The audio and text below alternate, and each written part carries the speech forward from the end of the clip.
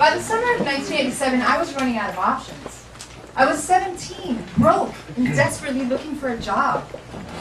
I had used the very last of my funds to rent an apartment in Efficiency on Mary Street in Coconut Grove. I rented the Efficiency from the guy in the adjacent old house that was probably slated for demolition. He said he was a student from Nigeria, but he was 40, never left the house, didn't have any furniture, and always wore dark red tinted glasses. The Efficiency had a deck with a privacy fence. It looked like an island bungalow or shack covered with various types of trees, which explains the burglar. After moving in, I stood at the front door of my little oasis looking out, taking in the thought of new possibilities. Then I heard police sirens. To my right was a large white brick flower bed, half full of nutrient-poor dirt. But then there was a man in it, sweaty and crouched down. I looked right at him, and when I did, he placed his index finger over his lips as if it was Sunday and we were in mass. I didn't move. The sound of several men yelling and barking dogs drew closer. He sprung up and took off running. Now, that was a real Miami-style welcome. No cakes, no cooked dinners, just a robber at the door. After paying rent plus fees, I was left with only a few dollars for gas, no groceries. I still had been looking for a job, any job, but I was in fact fast approaching down and out status. No credit card, no savings, no items of value to sell other than my car, and I was still technically underage. The good news was, I was debt-free. The bad, I was totally cash-free. But by that point, I hadn't eaten in a couple days, and I was hungry. I was forced to make a decision.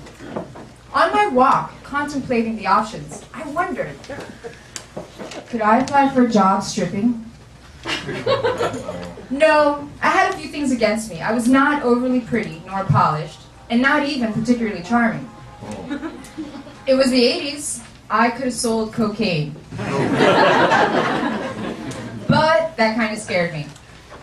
I also ruled out holding up a convenience store. As I walked past the house of a happy couple I knew that enjoyed fishing. I remember fishing a few times.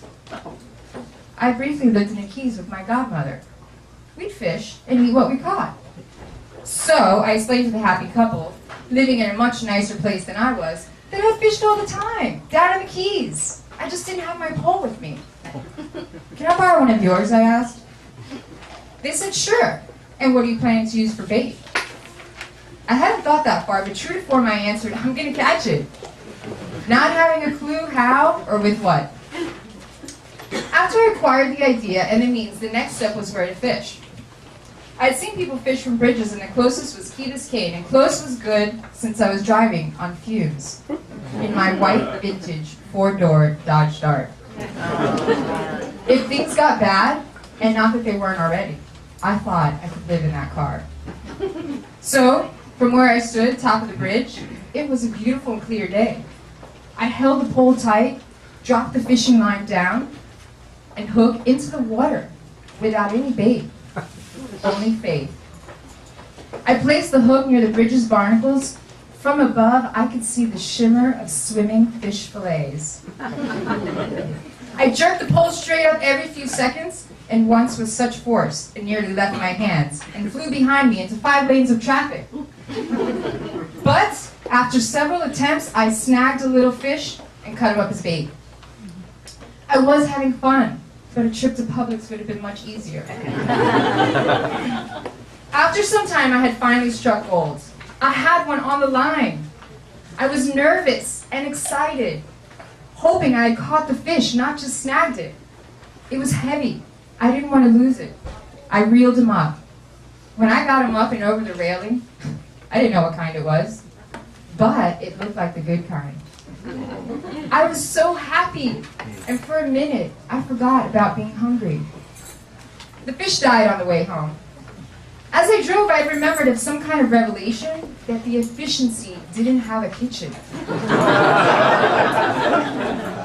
Back at the house, I went into the overgrown backyard with my fish and found 2 cinder blocks and built a crude barbecue.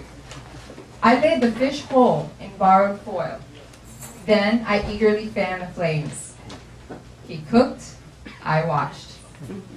I didn't leave the fire, knowing that a band of rogue cats could show up at any time. The fish sizzled, smell that permeated my lungs, and patiently I waited under the canopy of the old grove. With my fingertips I touched the hardened skin, fins crispy, and the edges of the fish's body firmed with more heat. There was the intoxicating aroma of fire, ocean, the scent of wild, overgrown green grass, and ingenuity. I ate the fish sitting in the backyard. To this day, I have never had a fresher, more satisfying piece of fish. That day, I became more than a fisherman. Soon after, I got my first waitress job at Monty Trainer's. I had to start out bussing tables. The older lady who interviewed me had doubts about my previous work experience, but I looked directly into her eyes and told her, I can do anything. Wow.